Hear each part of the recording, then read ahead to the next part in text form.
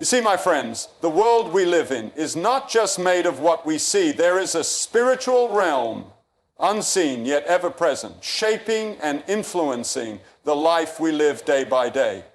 And many of us have unknowingly opened doors, spiritual doors, to things we never intended. What if I told you that something as simple as what you lay on your bed could be the key that opens the floodgates of poverty and sickness into your home? You'd think it's strange, maybe even foolish, but I'm here to tell you tonight, never put your dirty clothes, your shoes, or any unholy thing on your bed, for it is more than just fabric and springs. It is a sacred place of rest, restoration, and renewal, and when we defile it, we dishonor the blessing God intended to pour through it. You see, the bed is not just where the body sleeps, it's where the soul breathes. It is a symbol of peace, a sanctuary of healing, a space of communion between you and your Creator. And yet, we treat it like a table, a shelf, a dumping ground. We toss on it our unclean garments, our sweat-soaked clothes, the things we wore out into the world, things that have touched the dust, the sin, the chaos of the streets. And we lay them on the very space God has ordained for our renewal. How can healing flow where there is disorder? How can provision rest where there is defilement? They tell you disorder in the natural invites disorder in the spiritual. Poverty is not just a lack of money, it is a lack of order, a lack of direction, a lack of blessing. And sickness, though it may attack the body, often finds its way in through the cracks of neglect. We ignore the little things, and the enemy slips in through those very gaps. God is a God of holiness, and He desires order. He calls us to be stewards of our health, of our homes, of our lives. When we fail to honor the sacred, we create space for the cursed to dwell. You may say, but it's just a shirt, or it's only a pair of jeans. Oh, but the enemy loves to use the ordinary as a doorway to the extraordinary. What you call harmless, he calls a foothold. What you call casual, he calls legal access. The Bible says, "My people perish for lack of knowledge." And today I say to you, don't let ignorance be your downfall. What you allow into your resting place is a reflection of what you've allowed into your soul. Some of you have been fighting battles you don't understand. Sickness that doctors can't explain. Financial strain that keeps returning no matter how hard you work. Could it be that the battlefield is not out there, but right in your bedroom? Could it be that your breakthrough begins with honoring the spaces God has given you? Tonight I urge you, take back your space, clean your room, respect your bed, remove the clutter, the filth, the casual sin. Pray over your bed. Declare it a place of healing, not of heaviness. Dedicate it to God. Let it be a place where angels feel welcome and where demons cannot tread. Because where there is honor, there is blessing. Where there is order, there is peace. And where God is invited, poverty and sickness cannot stay. So don't laugh at this warning. Don't brush it off. Take it seriously. Because the smallest act of reverence can unlock the greatest flood of blessing. Never again lay what is unclean where God intends to renew your strength. Never again confuse the sacred with the common. For your healing, your provision, and your breakthrough may depend on it. You see, there is something sacred about the bed. A place meant for rest, recovery, and renewal. It's more than just furniture. It's a symbol of the body's temple receiving peace. Yet too often we treat it as if it were any other surface in the house. We come home after a long day and carelessly throw our dirty clothes on the bed. Or worse, place our shoes, the very instruments that walk through the filth of the world, on the very place where our bodies should find healing, and then we wonder why rest doesn't come easily, why sickness lingers, why our strength doesn't return after a full night's sleep. Let me tell you tonight, my friend, that you cannot allow defilement to rest where God has designed restoration. The bed is a place where the soul quiets and the body is mended. To bring the unclean into that space is to insult the design of peace itself. It may seem trivial to some, just a shirt, just a pair of jeans, but there's something deeper at work here. The Bible teaches us that small things can carry great spiritual weight. The little foxes spoil the vine. The small stones bring down giants. And likewise, the little acts of carelessness, placing dirty things on a clean bed, bringing the outside filth into a sacred space, can begin to welcome disorder, sickness, even spiritual oppression. You see, the enemy doesn't need a grand entrance. He's looking for any open window, any unguarded crack. And when you dishonor what God calls sacred, you create room for the curse to creep in. It starts subtly with fatigue, with unrest, with minor ailments that don't go away. But eventually it becomes a pattern, a lack of peace, a loss of provision, a decline in health, and you find yourself fighting battles you didn't even see coming because the war began on ground you never thought was vulnerable, your own bed. Now let's speak plainly about the power of order. God is not a God of chaos. He is a God of divine order. He spoke the universe into being with precision. He designed the sun to rise and set in perfect rhythm, and he calls us to mirror that order in our homes, our habits, our hearts. There's something deeply spiritual about a clean room, a made bed, a space set apart for rest. It says to heaven, I honor what you have given me. It says to the powers of darkness, you are not welcome here. But when we allow our environments to fall into disorder, when clutter becomes our norm and neglect becomes our habit, we make room for destruction to settle in unnoticed. Poverty is not just a lack of money. It is often a symptom of spiritual disorder. It's a withering away of blessing, a breakdown of systems that once flourished. And it can start with something as simple as how you treat the space where you sleep. So let me ask you tonight, what's lying on your bed? Not just physically, but spiritually. Is it a place of peace or a place of burden? Is it a refuge or a storage bin? Is it a sacred altar or just another surface to toss the day's baggage on? God desires to meet you there. He desires to give you rest, not just for your body, but for your soul. But you must make space for him. You must clear the clutter, remove the defilement, and honor the rest he offers. When you do, healing will come, provision will flow, peace will return. But it starts with a decision to never again place what is unclean on what God calls sacred. A decision to bring order where there was chaos, and in doing so, close the door to poverty and sickness once and for all. There is something deeply spiritual about the way we treat our space, especially the places where we rest. The bed is not just where the body lies down. It is a place where the soul resets, where healing is invited in, and where the mind finds peace. And yet, how carelessly we treat it. We walk in from the outside world, burdened, tired, carrying the dust of daily life, and we toss our dirty clothes right on the bed. Shoes, bags, jackets, all of it finds its way onto the very surface meant to cradle us in renewal. But my friend, what you lay on your bed says something about what you allow into your spirit. You may not see the connection right away, but let me assure you there is one.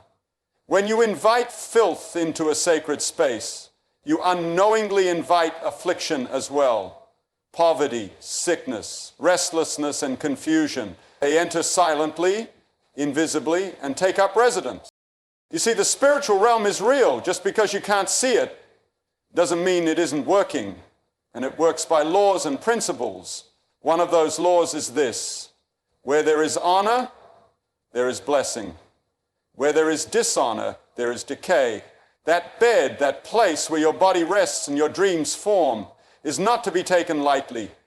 God has designed it as a space of stillness where he can restore what the world has drained. But when we pile it with the unclean, when we let our sweat-stained shirts and shoes that walk through the mess of this world touch it, we contaminate that purpose. And spiritual contamination is no small thing. It begins to affect your sleep, your energy, your mind. Sickness creeps in, not just of the body, but of the heart. And soon the room that was meant to be a refuge becomes a battlefield. But there is another truth that must be told. God is not a God of disorder. He doesn't dwell in chaos. He dwells in peace, in order, in cleanliness, both spiritual and physical. When he gave instructions to the Israelites, he gave them not just moral laws, but cleanliness laws, because he knew something we often forget. The physical reflects the spiritual. Disorder on the outside can lead to disorder on the inside. If your room is in chaos, your thoughts will follow. If your bed is defiled, your rest will suffer. If your environment is cluttered, it can block the flow of blessing. Poverty often comes not only through external oppression, but internal disarray. It's a cycle that begins with one small compromise. You stop caring about the space. You stop protecting the sacred. And without realizing it, you begin to live in survival mode.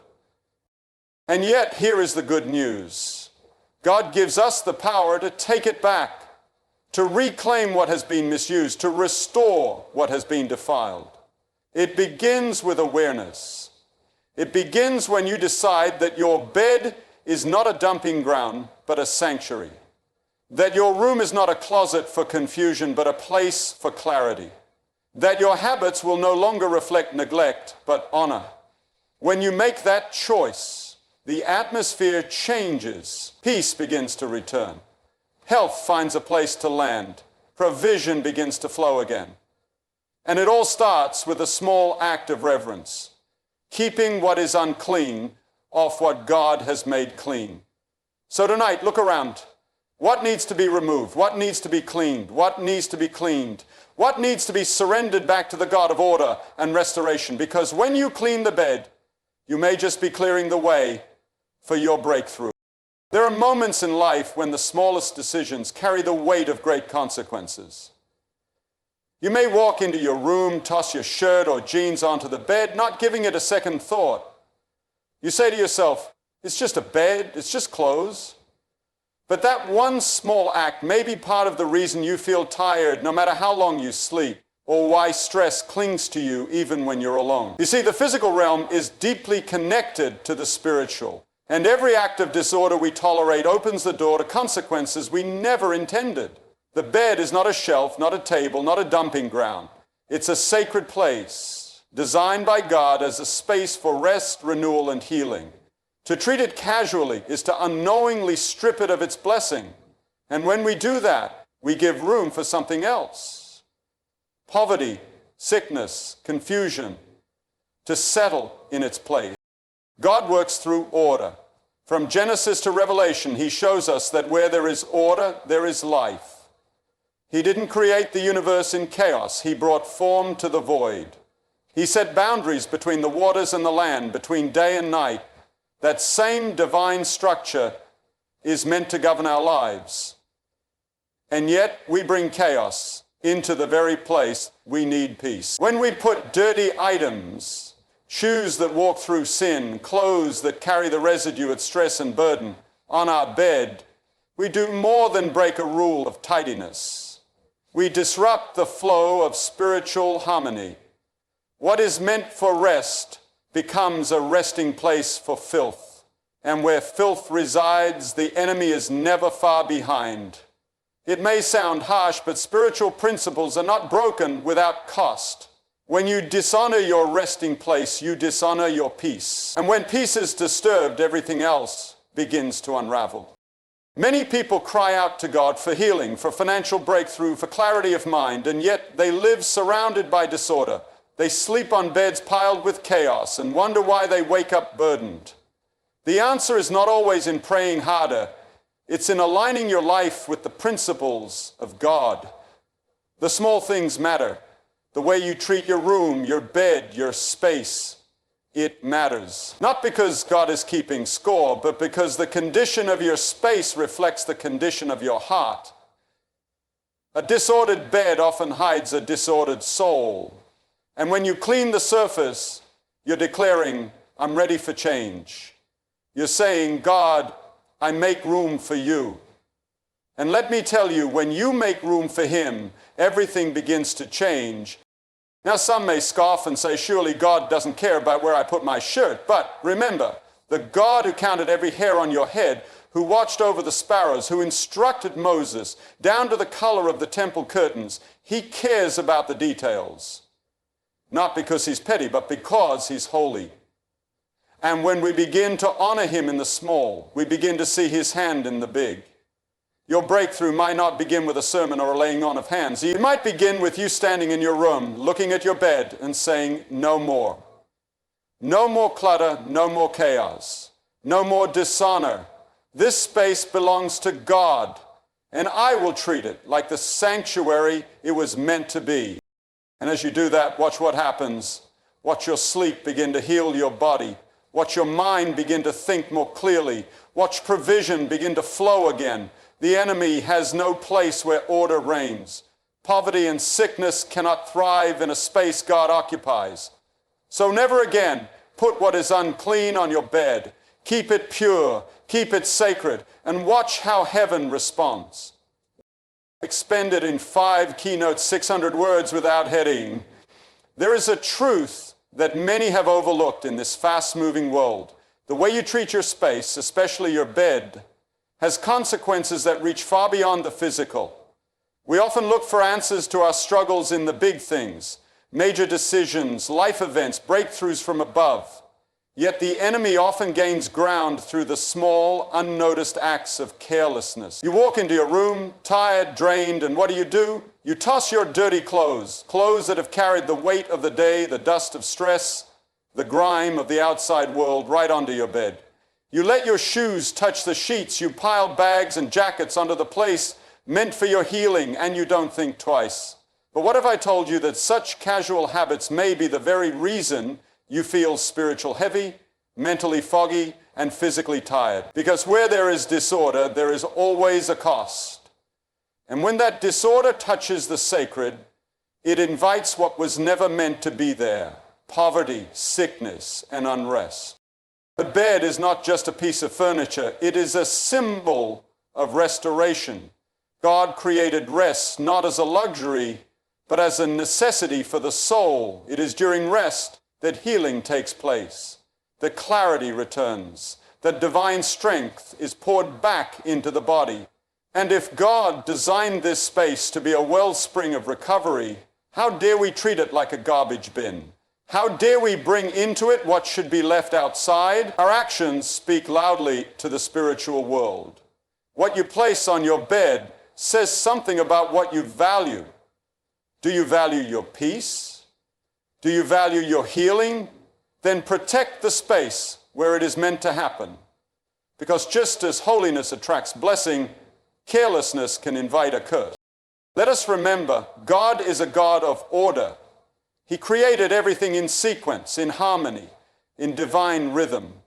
He didn't speak the stars into chaos. He placed them in perfect alignment. And that same order is what he wants for your life, your home, your rest. But when we bring disorder into the space he's made for restoration, we push his presence aside, and where God's order is removed, spiritual confusion enters. This is not superstition, this is principle. The enemy thrives in disorder, and he is always looking for legal access to disrupt your peace. When you dishonor the space of rest, you give him a foothold. And once he enters, he doesn't stop with your sleep. He affects your health, your mindset, your finances. He starts with the bed, but he aims for your life. Some of you have been crying out, Lord, I need breakthrough. Lord, I need healing. But you haven't yet taken authority over your own space. You haven't yet cleaned out the clutter, removed what doesn't belong, and sanctified the place where you lay your head. Your miracle may be waiting on the other side of obedience. And he won't bring peace into a space you've filled with the residue of the world. Start small. Make the bed. Clear the clothes. Remove the shoes, and then do something powerful. Pray over it. Declare it holy. Speak life over the place where you sleep. When you begin to walk in that kind of reverence, everything begins to shift. You'll sleep deeper, wake stronger, think clearer. You'll find that the poverty trying to latch onto your life begins to lose its grip. The sickness that lingered begins to weaken because the presence of God fills the space where he is welcome. And when he enters, darkness must flee. Never again look at your bed as just furniture. It is a gate, a meeting place between you and restoration. Keep it clean, keep it sacred, and you will see what peace really feels like.